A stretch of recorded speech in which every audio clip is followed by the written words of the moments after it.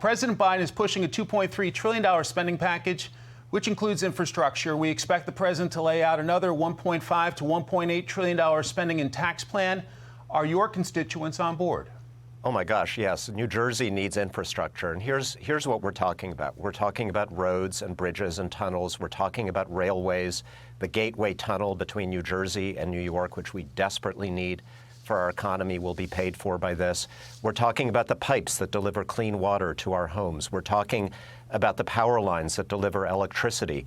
We're talking about electric vehicles so that America, not China, not any other country, wins the race to a clean energy future. And we're talking about creating more than 2 million jobs that cannot be outsourced to any foreign country in America, made in America through this bill. And we're going to pay for it by setting the corporate tax rate 7 points below what it was in 2017 and making companies like Amazon and FedEx that are right now paying $0 in federal taxes pay their fair share.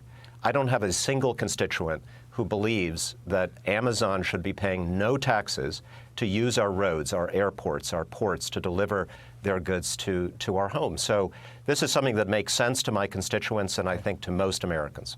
Congressman, here is House Republican leader Kevin McCarthy on President Biden's first 100 days. I want to play the clip and I'll have you respond. If you're looking at infrastructure, it's the same as the coronavirus. Less than 9% went to the virus. Less than 6% in the infrastructure goes to infrastructure. Republicans would be the first one that would work with them.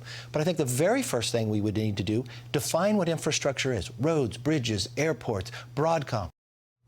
Republicans saying it's not targeted enough. How do you respond?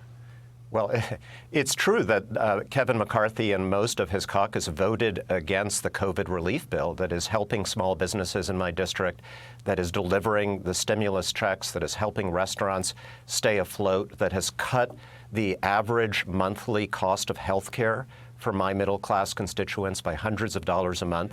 He's right, that's not vaccinations, but it's all stuff that is helping the American people. And right now he's setting himself up to vote against a bill that is going to create 2 million jobs in America, rebuilding this country and making sure that America and not China wins the clean energy revolution. So, look, I would like to work with him. I'd like this to be bipartisan. Here's something that you may not know, that many Republicans in the House are actually willing to raise taxes to pay for some infrastructure. They would just rather raise user fees, which means tolls and gas taxes. And so if we go bipartisan, we actually, the risk is that we're actually going to raise taxes on more average Americans. So this is a little more complicated than some of the the political talking points might have you believe. As an old Jersey guy, I know plenty about tolls. Now, let me ask you, sir, New Jersey 7, your district, is one that Republicans always want when they don't have it.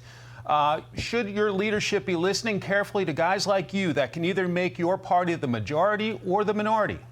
Absolutely, they should. My district is absolutely critical to who controls the House of Representatives. But right now they are listening because we are focused on the issues that my constituents care about.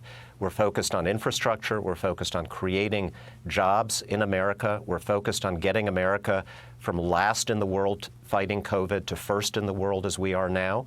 And then there's some things that are really important for my constituents that I hope will come out of this process, like restoring the SALT deduction for those middle-class homeowners in New Jersey that lost it in 2017. Congressman Tom Malinowski, the great state of New Jersey, give my regards to the folks in Westfield. Thanks for your time, sir. Thank you.